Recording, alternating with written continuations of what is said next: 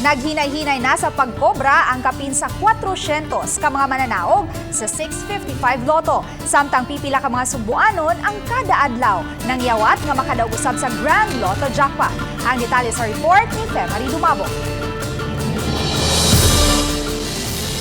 Midagsa na sa buhatan sa PCSO sa kaluhan ng mga nakadaog sa 655 Grand Lotto. Base sa post sa PCSO, ubay-ubay na sa 433 Lotto jackpot winners ang mikubra sa ilang nadaog. Tungaan sa mga nakadaog ang kapin sa 236 million pesos nga jackpot. Matod sa taga PCSO ay naa sa 436,000 pesos ang madawat sa mga nakadaog kay kuhaan pa kini og tax.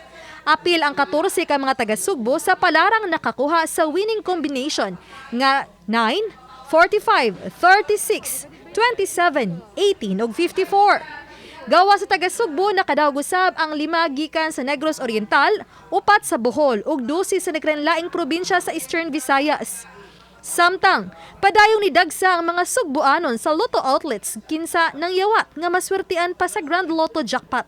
Sama na lang ni ining usa nga kada adlaw mugahin og di mo minus o sa kagatos ka pesos aron ipusta sa Grand Lotto. Mausab kining parking attendant sa Dan Ramos sa Dakbayan sa Sugbo. Apan dihinon kada adlaw mo pusta. Negosyo ug pagpaayo sa balay unta ang ilang gastuhan kun usa pa sila sa 14 ka mga Sugboanon nga nidaog niadtong Sabado. 45, 54. Pattern. Gyapon minten nga mong kana pa birthday og kana. Maray akong lucky pick maro may ako ha. Kada adlaw ba ka sir? Patag yun? Oo. So sa so far nakasuway ba pug kag sa ginagmay? Ganda ko. Koto pa ko sa 100. Tungod sa kalisod ma'am, grabe na sa balay ma'am, nagikan pa ato ang bagyong udit, wa pa may mahumay ang balay. Ako yun ay paayo ma'am. Nya, sobra sa mga bata, sa eskwela, estudyante. Mato sa teller nining Lotto outlet sa Cebu City nga di mo minus sa 30 ka mga mupusta kada adlaw ang ilang madawat.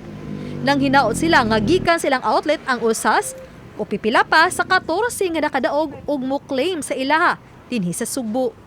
Naman sa imposto na ko diri nga kuan system bitaw.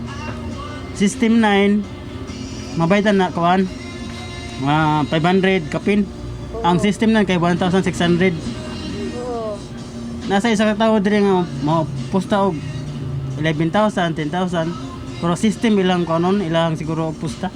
Mapababae o lalaki, batan-on o hamtong, alang kanila nga ang swerte, way gipili, ug muabot kini sa mga nagkugi.